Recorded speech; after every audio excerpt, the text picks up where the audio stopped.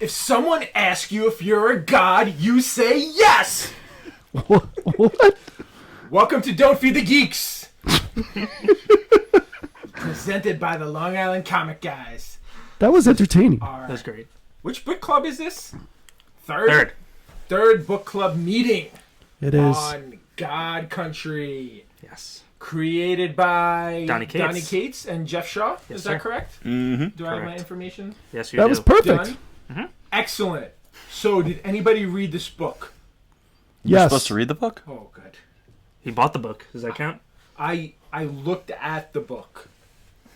The cover of the book, I looked at it. Cover's real nice. It is a nice cover. The art is It's like behind us. Is that the cover? Yeah, That's that's it. basically the cover. Yeah. It's Well, great. it's basically the cover. I feel like I should have done something with my fingers the other day. Yeah. Trippy. All right, so Hold on a sec. I want to make sure that people hear us. I can't do that again. Sure you You can. keep doing this to me. So how's everybody's day? You at home, how are things? You can't hear us. It's fine. It's fine. Andy's on. He said he read the book, so I guess he can hear us. Andy. Andy, can you hear us? We can hear you guys, so we're good. All right. Cool. My iPad's not We're working. heard. Woo! All right, welcome, Andy.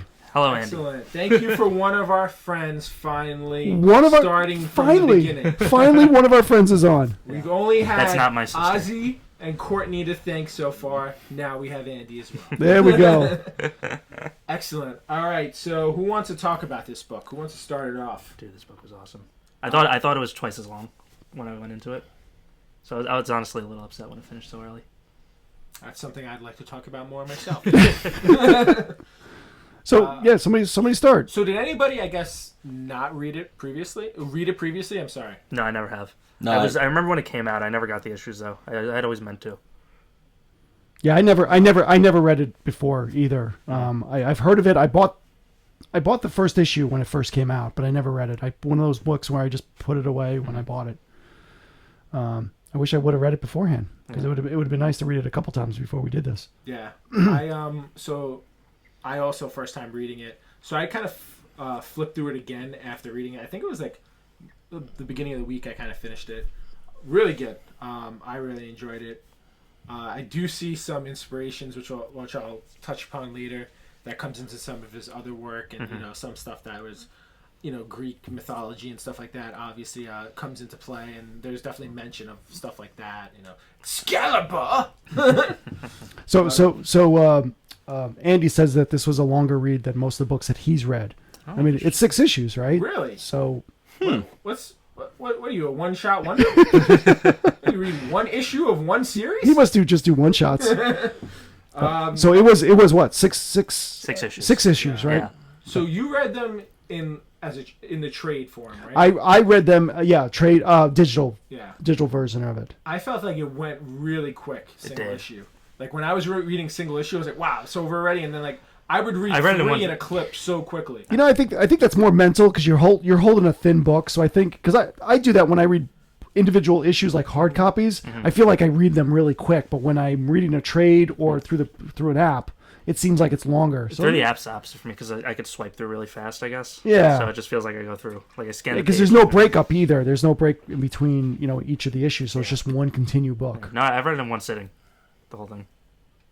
So I think we should do something which we haven't done before. Before we go into our talking points, maybe do a little synopsis in case anyone who hasn't read it, we can basically say what it's about. Okay. And Matt would really like to do that. I think Zach would really like to do that. So I can pretty much do this. Oh, yeah. I mean, it's cool. Ooh, I am sitting by the edge of my seat for this.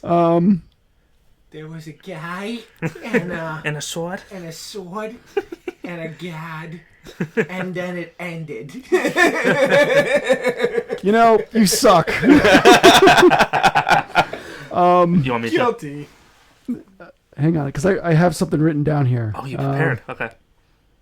Andy, why don't you just do it for us? Yeah, Andy, you do it, Andy. Oh, Tom Travers is on. All right. Woo! 2 friends at once. I'm getting a little uncomfortable. Jeez, we have 2 people on. Did he say anything? He just says, "Yo, dudes." All right. What up, Tom? You know what? I can't find my notes. Tom, don't forget stickers for me tomorrow. All right, so God Country. We got a family living in like a little Texas area. yeah, Texas area, Rural Texas area. rural Texas. Good. What's the guy's name? Roy is the The main character is Roy Roy. Quinlan. It Roy centers Quinlan. around the Quinlan family. They live in Texas. Yes. The patriarch of the family, Roy's father, Emmett, is suffering from Alzheimer's. Roy and his family have moved back to Texas to take care of him when things hit a boiling point. From Austin to like. Well, yes, they moved from Austin to further rural Texas. Things reach a boiling point in the middle of the first issue, which I really appreciated the pacing that it was the middle of the first issue. Yeah. And Emmett winds up with a giant sword named Valifax. And how did he get that sword? Good question. He got that through. Final Well, Fantasy-esque. Yes, it was looking very sword. Final very Fantasy. good. Yes. It was Like twice the size of him. well, it was a tornado that brought that, right? Yes, So there was a storm, but the storm also had some sort of Demon demon-esque creature Right, in it. right.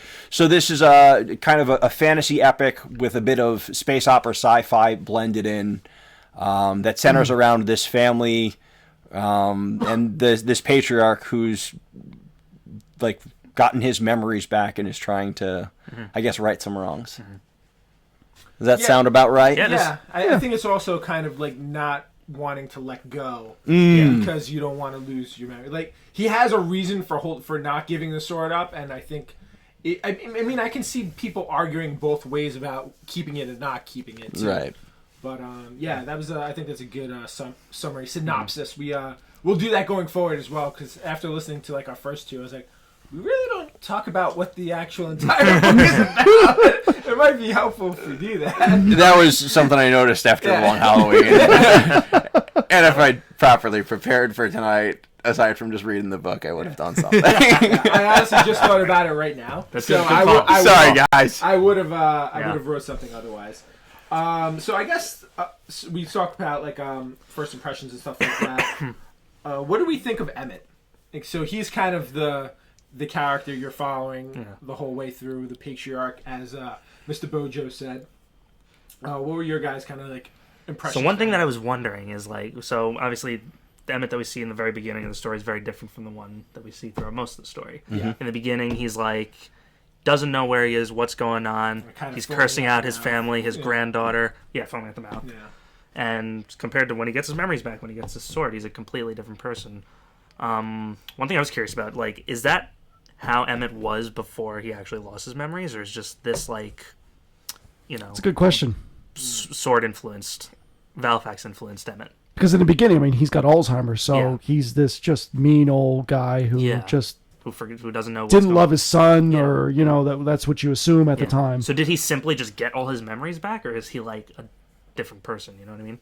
I think he was the same person, but he, I don't know, I appreciated more of his family at that time because he had his memories back, and he really didn't know his granddaughter at that whole time because he had the Alzheimer's.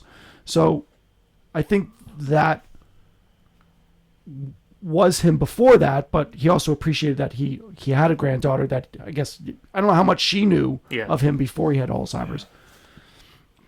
I think we were trying to say he kind of appreciated it Right. more after realizing that he couldn't remember it. Right. Once you remember, and then you know that you couldn't remember, I mean, you have a great appreciation for, having a memory and stuff like that. Which is why he didn't want to give it up. Yeah. Because then he also realized that his wife was dead. Yeah. She That wasn't was the alive exact anymore. scene I was thinking of. He sits down with that, what was that guy's name? Aristus or something? Yeah. Yeah, Aristus. where he goes and walks with him instead of fighting him initially, and then he goes and walks by where his wife is buried. Mm-hmm. He was like, I tells him the whole spiel about I didn't remember that my wife is dead. Right. Yeah, he's You know? like, I can't go through remembering this again. Yeah. Was like I think one Right. of the things he said, and I was just like, imagine like having to like constantly remember that. And Yeah. that would just be incredible. After having forgotten it for Yeah. God knows how long. Memory loss is no joke. Yeah. So I guess basically what happens is, and I think we touched on it. So he gets this giant sword. One of the things that did bother me is you never really get a reason for like where this demon came from and like how the sword came to him. Like, did Aristus have it before? We didn't know. Like, there was never an explanation of where the sword was. Like, did they have it and was it taken away from them, or? But when he finally gets the sword, destroys this random demon who doesn't have a backstory of any kind, he he regains all his memories and stuff like that. And then, the eldest son of this god, Atum, who created the sword, comes down and be like, hey, I need that sword. And, looking at Emmett, it's just like, well, I just destroyed this huge demon. And I can remember stuff now. You're not getting your sword. I'm not getting your sword. He's good. I wouldn't give it up either. No. I mean, that's a big choice to deal with. So initially, totally agree with him. But then, like, after Balgrim comes, takes his granddaughter, he's got to go to hell to get her back. And then, coming back again, Aristus is like, I'm going to have to fight you for the sword. He goes, it's becoming like a danger, not just to you, but to your family. Like, kind of, what do you do at that point?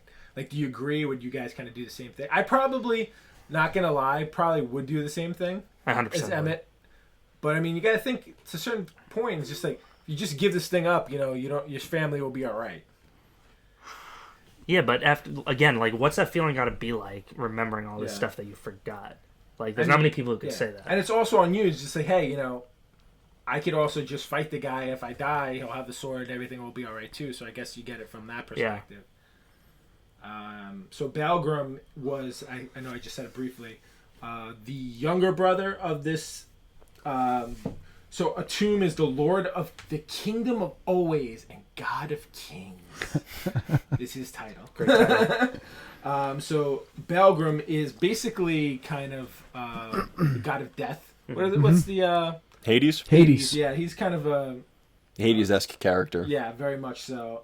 He's the brother of Aristus and his youngest son.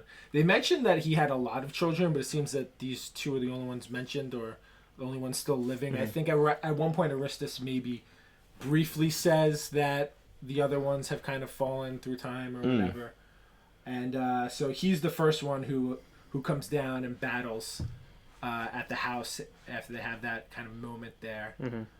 Pretty cool scene. The best part about that is how, like, they say that Valifax isn't just the greatest sword ever. It's every sword ever. It's every blade ever. Well, it's the god of swords, right? So it's the sword is a god. Yeah. So it's every other. It knows what all of the swords in the entire world and universe knows. Yeah. And I guess they all have. And for those who haven't read it, the sword talks. The sword talks. Yes, the sword talks. Does the sword talk and everyone can hear, or is it just the sword? I don't know. No, because remember he's No, he's talking to the girl too. yeah, the granddaughter. Okay. Yeah, because he tells Aristus the very first thing. He tells him to kneel. Yeah. Oh. Yeah. So it was confusing in the beginning because I didn't realize that the blue Word balloons were the sword. And I thought that was Emmett telling him to kneel. And then I realized there was two people talking at the same point. I was like, oh, I think this is a sword. That's a clever way of doing that. Yeah. Having the dual colored word balloons. Oh, 100% agree. I love that the sword talked. But what I was going to say in that scene is not only can, he has great power, but he can control, like, other blades. Like, when they were coming to the dead were coming to the house, he, like, takes out all the knives and everything sharp in the house and basically, like, throws them, like, at, like, through the doors, attacking the house. That was pretty awesome. Cool. That was it. We're done. So Tom says, I love your shirt.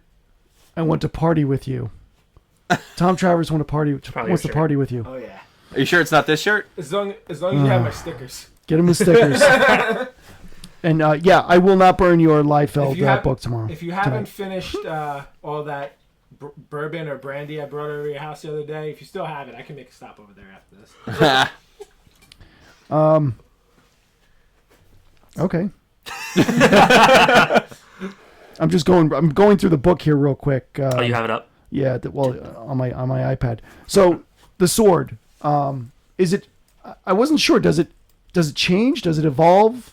Like, does it get smaller, bigger? Is it just one size? Like, I want to know more about the sword, like where it came from. I know that he made that one guy, God made it, right? Created a tomb. A tomb made it. Yeah. He Who'd you created say? it. A tomb. Greg. You said Greg? Greg? Oh, I thought you said I thought you said that God Greg made it. No, I didn't say Greg. I was like, which book did he read? It's old Greg. Yeah, so I think he says he made it out of like a dying star, and then like Aristus tells him later. He goes, "Yeah, the star was dying because he killed the sun of like a galaxy." I was like, my dad's not the greatest guy. Yeah, that struggle with his dad was really cool. Yeah, you know what's funny, and I mean I think it's clear to anyone who kind of read it, is you see a lot of the similarities between kind of Roy and Aristus too. Mm-hmm. I was like, if you think about it, they're kind of dark reflections of each other. Right. Emmett and the Tomb really not all the, like maybe kind of like mirror images of each other, and then you can see like the same like similarity between like kind of like Roy and, and Aristus kind of. Well, it's father, son. Yeah.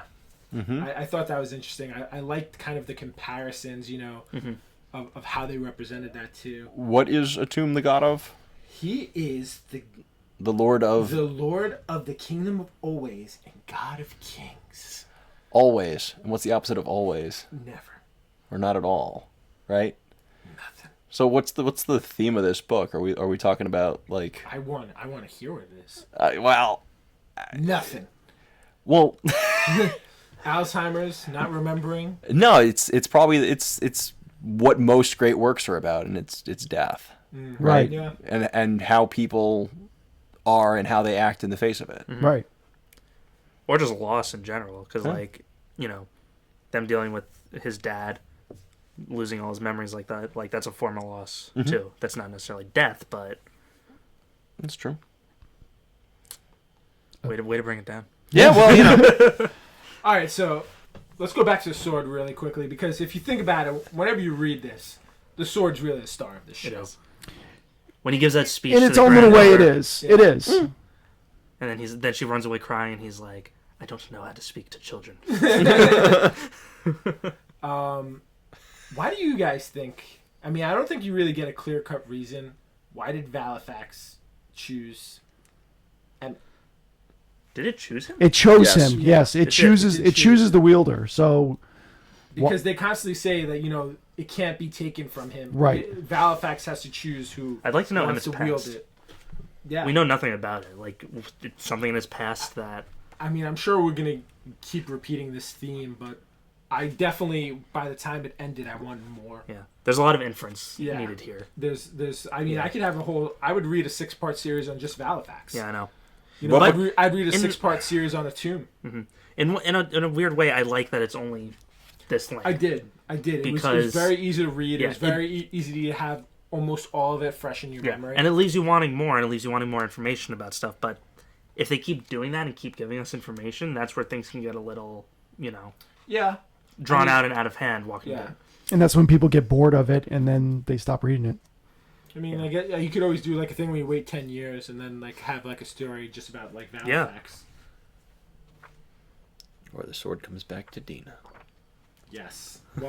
Well, I think it's interesting too because the person who's kind of the narrator is like part of Quinlan, but it Down seems the like line. way down the line, and the story's been told over and over. And I think the story's really initially been told by Dina.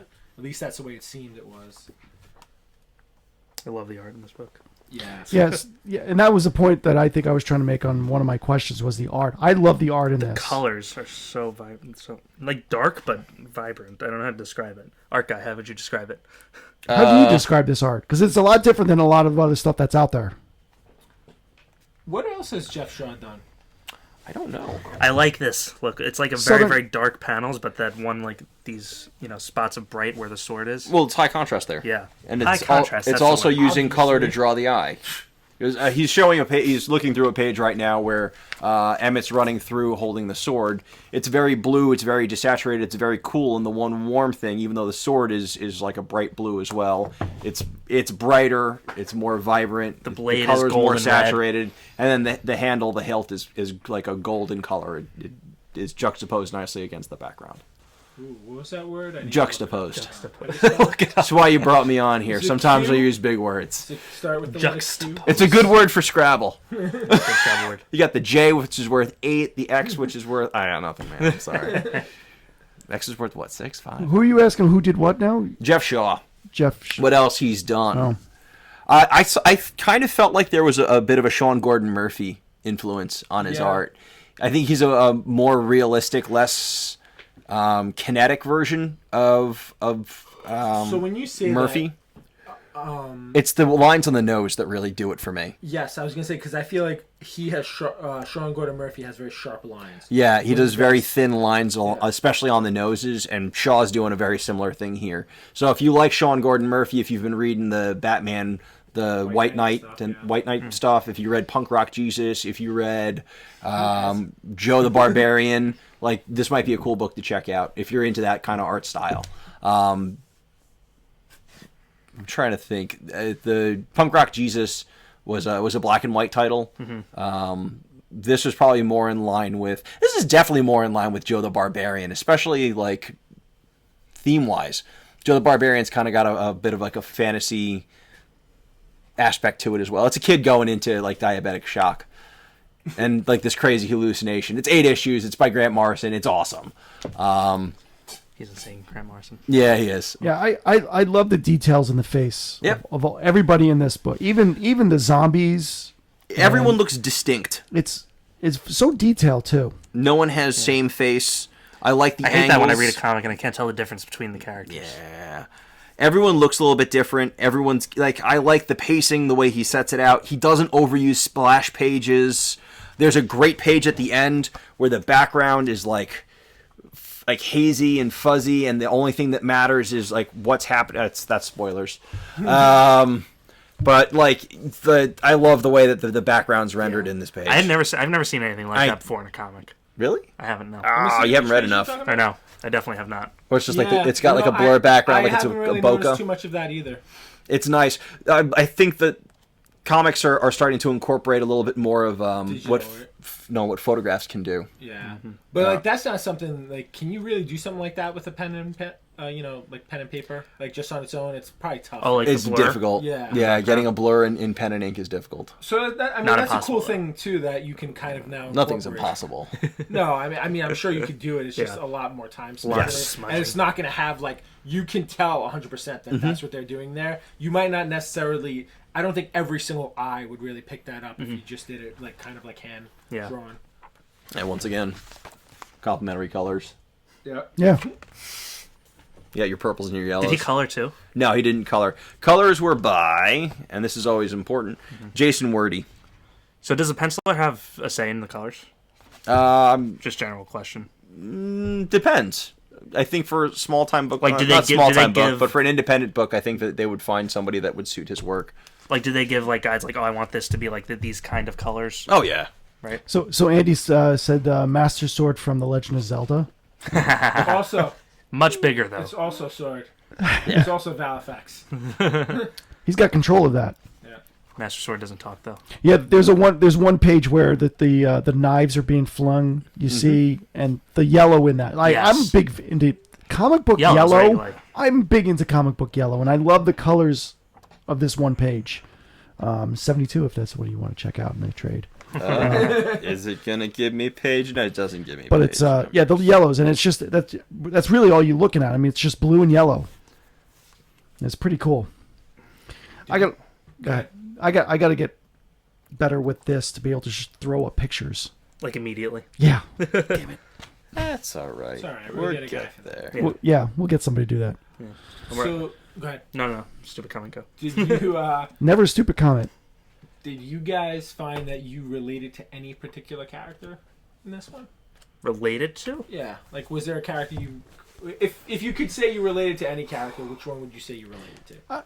I wouldn't say related to, but I liked.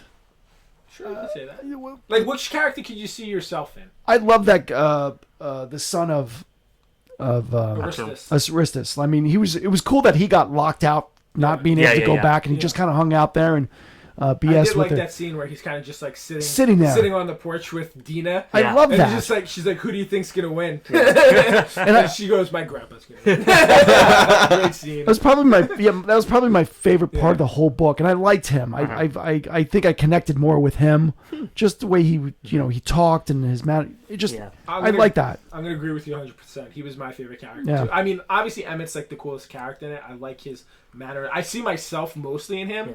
But I felt like I related most to Aristus. I think Aristus was very similar to Roy, as like kind of we said before, but just kind of like a beefier package, a shinier package of what you're getting, and you kind of you understand like both of their kind of Dilemmas.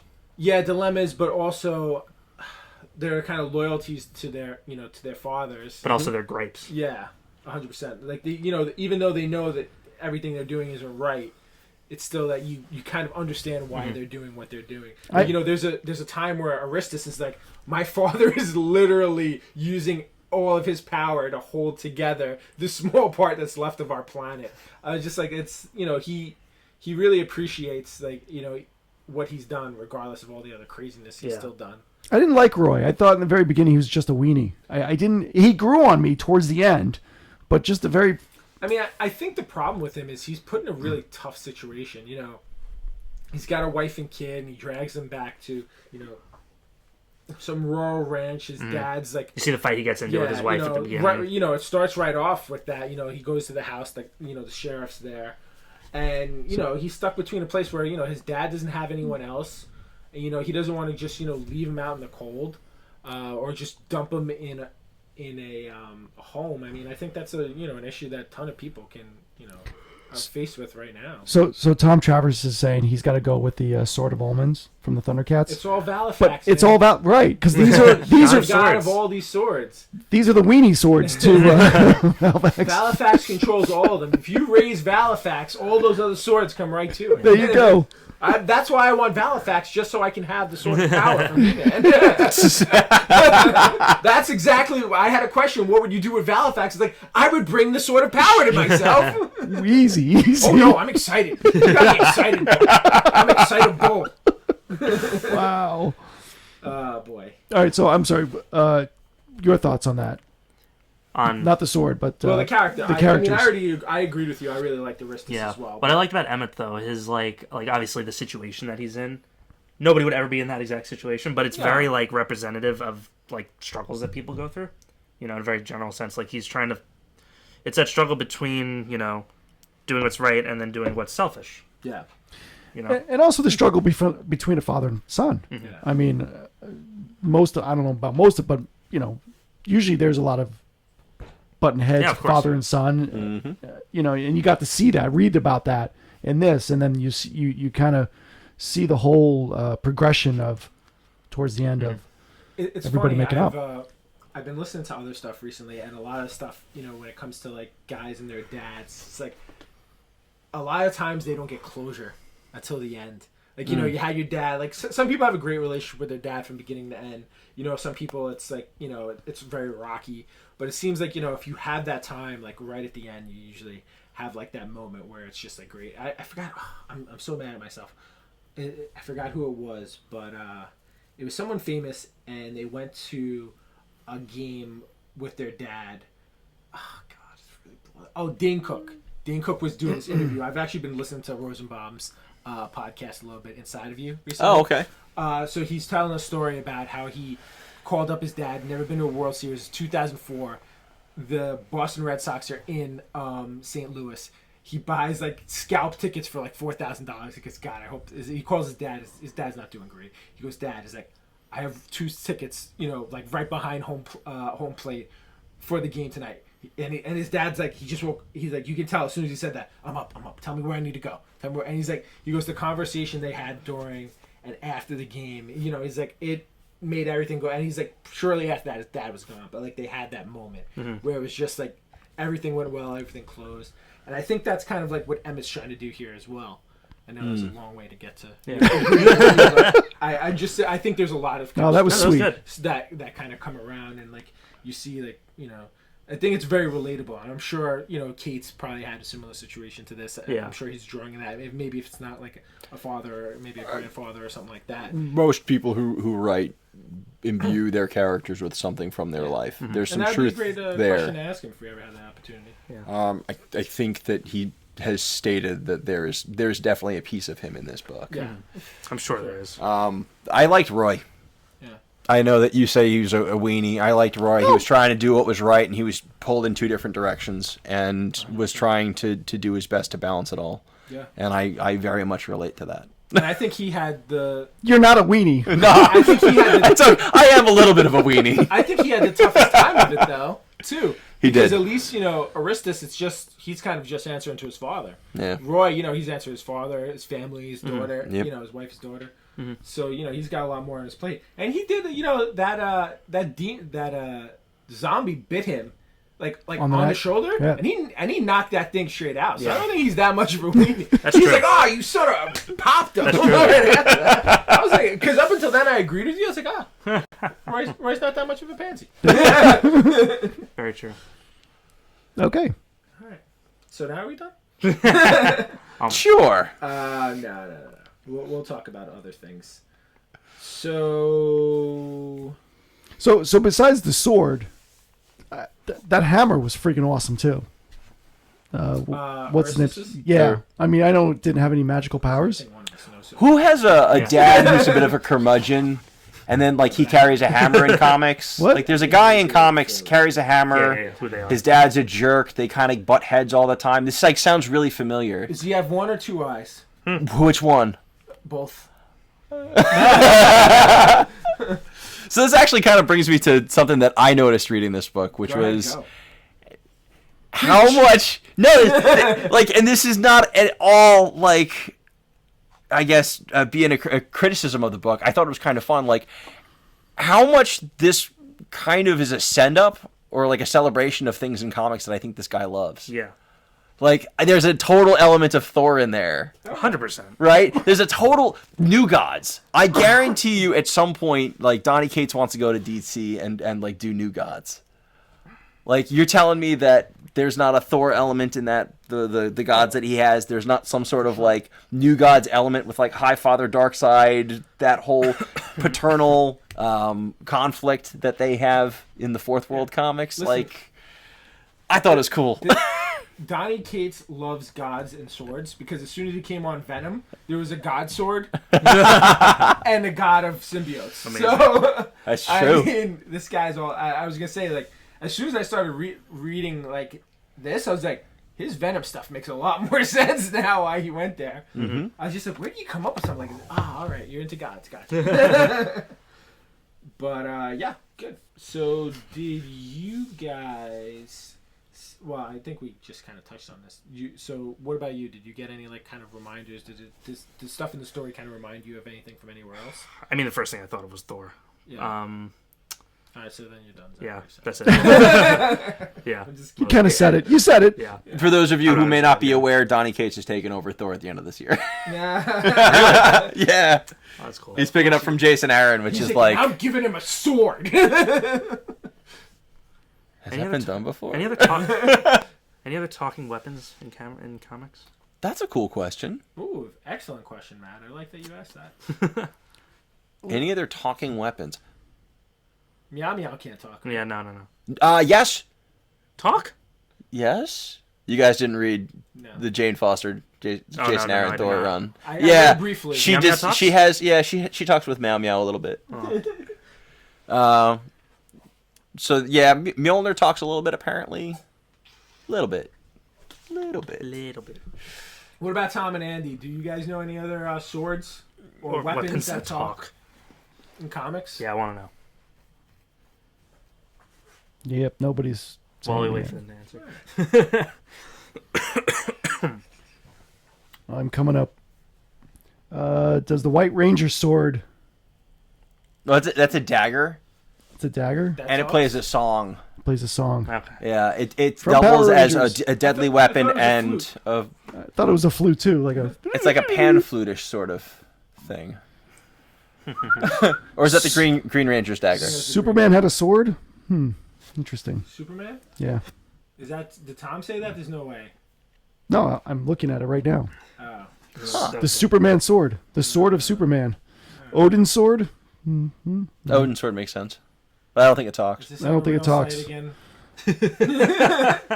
Is this on the same site as the Wonder Woman picture? I just said I hope it was true. Hope it was true. All right, moving on. I don't see anything. I don't see anything as other talking I'm swords. sure there is. We just can't think of them. Yeah. And you know what's gonna happen? We're gonna go home and like, oh my god, it was so obvious, right in front of my face. Yeah, I'll mention it next time. All right. So did you guys how'd you guys feel about the pacing of this book? Oh, Zach's the pace guy. Pace guy. I thought it was. I don't know. I thought it was pretty well paced. I thought it was great. I thought it Like, was smart that he had the fight happen in the middle. there was a beginning, middle, and end, like For every defined. issue. Yeah. Yes. It seemed incredibly planned out, the entire thing. Well, yeah. When it's a 6-issue miniseries, you should That's why know where everything's happening. Yeah, that's why I like these most of the time instead of ongoings. Like, even if it's a 12 issue or a little bit of a longer one, you know, because it's usually, like, planned out enough where the pacing is really well throughout, Yeah. as opposed to, you know, an ongoing that they don't really know where it's going. Well, and then the part with that is too, because you have like different creators pick up ongoings a lot of the times too. So Yeah. you might like a way one person does it, and then another person comes on and it's just like, Which you don't get too much with Independence, but, like, because I feel like a lot of people generally stay on those too, unless it's like They either something stay Spawn on or where it's they- just like, you know, yeah, they either stay on or they end the series when they're ready to end it. right, which they should have done like what 5 years ago at this point with The Walking Dead. No, I stopped reading at 1:30. it ended where it needed to. Is it over? It is over. What's that? The comic books here? Yeah. You didn't know that? I don't care. Damn! Respectfully. Damn! Respectfully. I did know that. I'm sorry. I forgot. I actually. It was a surprise ending. Right? Getting off topic, yeah, I actually was on the verge of dropping the book anyway, and I've been reading it since like issue 40. That's funny. So like the fact that he ended it where he ended it was like, wow, that was really well thought out. But that's completely Oh, so that off. was a well thought out ending. Yeah. Okay. I thought that was a good way to Yeah. end that. I did read the last issue, but I didn't read anything before it, so I don't know. All right, let's not talk about that. Exactly. That's not And this. anyway, yeah. That's not this issue. This So- episode. I don't know what you guys. What you guys? Think I found one thing confusing. What? And it sounds really stupid. I thought that Use the S word. stupid. Okay. It's okay. No, I felt Try really. to cover me with I felt really stupid, and I thought that in the first issue that like Emmett had the sword previously, and it just like popped back up, and since he had Alzheimer's, he'd forgotten he had it, but then he had it. So like that threw me off, but that was just the fact that I guess it's making possible. connections that were not even related. I mean, it seemed like it came out of like the tornado. Yeah, that's what I Which picked. apparently That's- it did, That's I think. That's how I took it. Yeah. I thought it was pretty well paced out. Every issue had like some sort of conflict, some sort of resolution, and And it as a moved whole, the it plot felt like it along. had a And then beginning. overall, it broke up into a good, overall pace. Mm-hmm. As I said, like it was really nice that the first issue like didn't just end with him getting the sword and then having this big sword and then like expecting you to want to read the next issue, because Right. I wouldn't have wanted to read the next issue. But the fact that like he gets the sword, It made he you care vanquishes about the demon, and then like he's got all his memories back. That's a better hook. And then I like how it bounced back to him and then his son and his wife, because I mean they had issues in the very beginning too. So you saw their relationship kind of crumble in the beginning, and it kind of built up where it It gives you like an emotional draw into like not just this guy with a magical sword. and that's the whole, I think, premise of the whole book, like the emotional state of everything. I mean, even myself reading it like towards the end, I don't know, are we doing spoilers here? I mean, you read the end and you Spoiler alert. yeah, you Emmett father's die. Emmett dies. And his father Well, dies no, too. Roy's father dies, and it's just all the memories coming back to Roy of how his father was and everything else like that. I was mean, a really cool scene. that It kinda like kicked me in the a gut. flash of everything, yeah. So with that, and then the relationship between Roy and his wife, it just, the whole thing was just an emotional roller coaster in a comic book. What's the what's the word you like to use? Action versus Exposition. exposition. I felt like from all the books we've read so far, I like the balance of that in this one the best. I agree. I felt like the action scene, it seemed like there was a lot of action, but when I went back and flipped through it, there really wasn't. There wasn't. But No. it was just such perfectly timed action, and that goes along with the pacing, and it worked very well. I felt like the balance on this has been one of the better things I've probably read overall. But definitely the best balanced one that we've read. Part of I agree. I usually like more exposition, but this was a very good balance between both. I think he tricked you. He loves it. He loves exposition. Yes. Yeah. I do. Did you get? He What? wraps himself up in exposition. Have you read Bendis' early Power stuff? No. You would probably love it. Yeah? Yeah. It's a lot of talking, a lot of teeny tiny panels and talking Yeah, heads. remind me later. Yeah. I know you guys were left kind of wanting more. Do you feel like it should have been longer though? No. I think it would have ruined it. Yeah. I like when it leaves me, thinking, wondering why is this way? Why is this way? And I think as frustrating as that can be, I don't find it too gets frustrating. it gets you talk. Well, it's not frustrating. It's more of like a wanting. Like there was things like if this was 10 issues, it probably could have wrapped up all the open questions I had. But like I probably would have talked about it a little less, maybe. Yeah. True. Like there would have been less left to like imagination and wonder and stuff. Yeah, like we wouldn't that. be sitting here debating the history of the sword or whatever. But what would be nice now is to see another series. Maybe a 3 or 4 part series on the sword, or maybe a 3-part series on. I mean, I would totally like add on to this. Yeah. God Planet. God Goes Planet, to another planet. God of Swords. Volvax. I don't know. So I wanted to kind of go back to something Jim just said. So that scene where like you see like the whole, it's very rare where I guess like someone else gets to see the whole life flash before your eyes. That was a super powerful scene. That was probably the Huge. one that really hit you the most. Yeah. For me, the scene that I found, I guess, the most profound or the most interesting in the story is his first encounter with Balgrim when he goes to hell. And And sees he, his wife. he hits him with that, the image. Yeah. Is that the one where? Oh, his wife. Yeah, Okay, yeah. right. His wife, Yeah, I and they're agree. both young again. I was like, And then when this is just a He great goes to scene. hug her and she turns to Yeah, ash. and he's like, Well, he he's, releases like, the talking sword to her. too when he Yeah. saw Sword's that. talking to him, where it's almost like It's like, no. it kind of gave me like a little bit of Frodo just about to throw the ring into like the Mount Doom scene and like the last final plea of I'm not gonna do it. Yeah, that's the scene where I'm gonna do better on this. That's the scene where she just basically just disappears. Yeah. It's all right. By books 12, we'll get it. Yeah. What about you guys? Is there anything? Like Well, that? this was my favorite. That was your favorite. Yeah, I didn't know what was going to happen after. I was I like, is he know. done? Like, does he forget everything now that he dropped the sword? Yeah.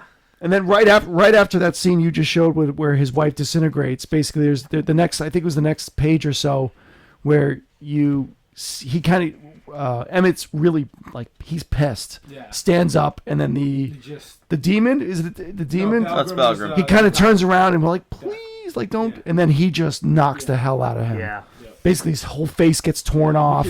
You could definitely see where he's coming from after that. I love how his face changes in this panel. That's following I it. love that. The eyes get sunken in like crazy. Oh, yeah. That's probably my favorite panel in the entire. I like because the detail on it, and that's what I was trying to say before. Like the detail that this guy's it done. reminded me of something. I don't know what it was, but I did love the way it looked, and you just the look in his eyes too, like the way they drew Emmett's like look after that happens. It's just like, oh man, Well, go- like you've seen your dad like give that look at Like, go- some point in your life, and you're like, oh man. Go to the next page from that where it's like you see his face being kind Oh, of yeah. It's dumb. like he is just mad. Like that is just, and that's where I come at the whole emotion of this. Like you get your ups and downs and everything else like that. Yeah, the hatching's really nice on this. The inking's really nice. And Shaw, I think, fantastic. does the art and ink. So I think he draws and inks this. Yeah, he does all I the like art. when they do that. Most of the time, you're going to ink yourself best. It's just a matter of time constraints. Yeah. Because you know what you want. Yeah, exactly what exactly. you want and how you want it to look. So I think before we bounce to a different topic, did everyone talk about how we felt about the ending? Could it Is have the sword ended? still there on the ground? No. See, that's what I What happened? that's what I want to know. So I know the planet gets kind of destroyed, right? Well, no, But he kinda their throws this- planet. Their planet seems gets- like it disintegrates. Right. Yeah. That's what I'm saying. Their Falls into planet. the black hole. Yeah. But Roy kind of just throws his sword onto the side of his field. Like, does he go and pick it up later? Does it disappear? Does I it mean, fly back to I wherever? think the way it kind of just shows it like stuff going around it, I right? think it's flying off. Oh, let me see. I think the last panel is it's you're seeing the light over the edge of a planet, but I think that could also be seen as the sword going somewhere else. Huh. I don't think it could have ended any other way. We'll find No, it. me neither. It could be going to someone else. That leaves it very open-ended for the future, too. Yeah, There could be another story. I don't think there needs to be. It doesn't. I don't think there needs to be. I would leave it as it is. If you're out there, Donnie Cates, we Yeah, liked it. But it's Don't gonna beat be, it. It's gonna be God Country 2: The Search for More Money. I really, I mean, this would also be a good opportunity as us, as the Long Island Comic Guys, if we see him at a convention, like just kind of open up the mic to him and kind of ask these kind of questions too, because Absolutely. As long as you want to wait on that line, it's comic sketch art. is that what it is? Yeah. We'll get him off to the side. Hit him up while he's in the bathroom. Well, somebody will follow him to the Find him bathroom. in the elevator. You bring the stuff that knocks him out. What is it called? Chloroform. Chloroform. Why do I know that off top? Ha ha! You see, it was a trick because I knew what the name was. I want to see who knew it quicker. Oh boy. So I guess- He's like, definitely chloroform. I mean, So I guess it was okay that Valfax was being held by Roy. I guess it was okay. Like yeah, he allowed He it. was worthy too. He said, "Hey, it's cool, dude." It's good stuff. So, Cates, he also did Southern Bastards. No, that was that's Who was Jason that? Aaron. That's Jason Aaron. Cates considers Jason Aaron probably the best guy in comics right now. Yeah. And I would be hard pressed to disagree. Okay. Was Well, Jason Aaron the one who did the run on Thor? Yeah, Jason Aaron just wrapped up a 6 or 7 year run on Thor, I think. Maybe longer. Oh wait, so he did the God Bomb stuff. He started with God Bomb. The God stuff. Yeah. God of Thunder is the beginning of Thor's run. Jason Aaron's Have run. you read the entire run? Yeah. Is it all good? Yeah. There are parts where like it wasn't awesome. oh, Still For worth the reading most through all part, of it? yeah, definitely. he did Ghost Fleet for Dark Horse. What's he doing now? So Cates has been writing comics since 2011. I think that's his earliest published work. He had a 4-issue miniseries from Dark Horse in 2013 called Buzzkill, which was something that I remember coming out and like looking at and thinking that this would be cool, but I never just didn't grab it. I like the name Donnie. Yeah. Oh, he also did Baby Teeth too. Yes. I read that. You did? Okay. Yeah. He had a lot of big hits before he got essentially called up to the majors. Marvel picked him up in 2017? I think shortly after God Country came out. He was doing Doctor Strange, and then he did Thanos. He's on here for Redneck. Oh, Yeah. Redneck. I thought Southern Bastard. No, Redneck was what I meant. Redneck. I Redneck. remember that. Yeah, we got like 5 of those, right? Yeah. Okay. Was there any other comments you guys wanted to do before we wrapped up with our comic read? I think I'm good. No, I think we're good on that. And I'm I not have a sure lot if of anybody questions I else wanna- is listening. I don't see anybody. What are your thoughts? Anybody on? I really listening want to us? ask him some of these questions. If not, though. if you when we post this to our podcast, then you can make a comment and ask questions. We'll You Reply. can still make comments on the YouTube Yep. video after Yep. the fact, right? Onto the YouTubes. the YouTubes. All right, so comic grades, guys. Who wants to go first? Let me go first because I always go first. All right, I'm gonna go with a 9, like a 9.6 on this. I like this That's book. pretty high. I like this book. I like the art. I think the art is more. I like the art more than anything in the book. The details on it. I'm a big fan of it. It's The color much. contrasting is huge. It's much different than any other book that I've read, Mm-hmm. and that's what I like. And I commend like Image Comics who go after some of these guys to put books out like this, because you won't see stuff like this on Marvel, and you won't see this type of drawing on You're right. DC. And I love this stuff, and I wish there was more of it. I'll go next. So this is normally a bad grade coming from me, but I'm not judging it as if I were to buy this book. I'm going to go with a solid 9.4. You hate 9.4. I don't like buying books that are graded a 9.4, but I think it fits the story perfectly. I think the only thing was there was a couple things that I wanted a little bit more on Atum. I wanted a little bit more on Valifex, and I think that's kind of the only things that are like pulling it back from like almost a perfect grade for me. So I think 9.4, solid 9.4. That's good. Good. I'm gonna agree with you, Jim, and go 9.6.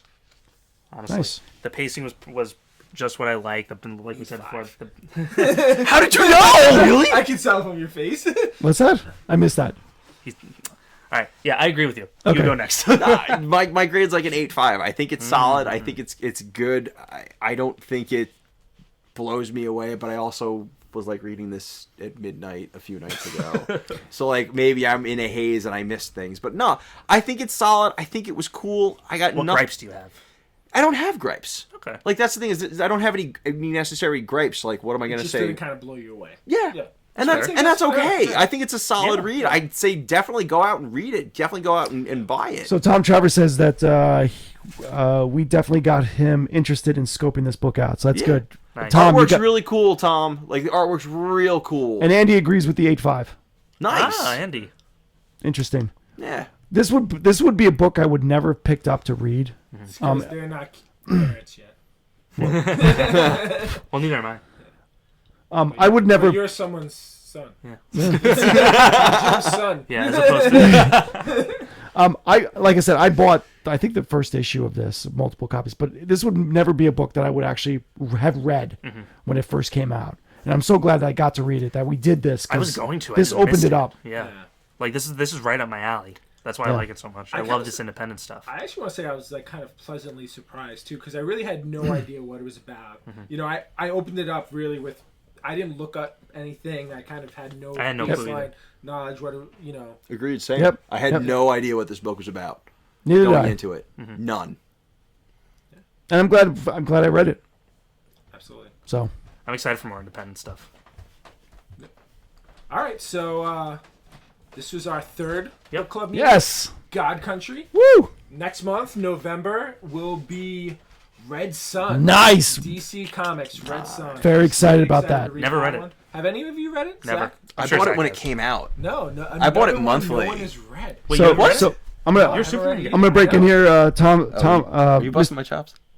I bought it when it was coming out monthly. I remember when it was coming out every single month. Wait, but you still didn't read it? No, I have it. I read it. I've read you it multiple did read it. times. Oh, I'm sorry. Multiple I thought you times. said Yeah. you bought it and you haven't read it. No, I bought it, the single issues. I sold the single issues. I re-bought the single issues, and I bought the hardcover. That's awesome. Amazing. So I like it. Mr. Travers says Sean Gordon Murphy. So I definitely want to see what this artist on God Country is like. Check And him the out. He's story a- sounds very cool. Yeah. Yeah. It's Thor with a sword. Thor with the sword. It's a Thord. It's a little different. a talking Okay, Thor. on that note. Sorry. A talking Thor. All right, we'll wrap up now. Yeah, we're done. All right. Sounds So, good. See if you guys you're next listening to the podcast, the next you'll hear is what we ever wrap up that episode with. All right. I'm gonna just do this. Woo! There's our what do you call those things? Social media tag. So follow us, Instagram, Don't Feed the Geeks, Long Island Comic Guys, and on Twitter and everything else. And we'll catch you next month.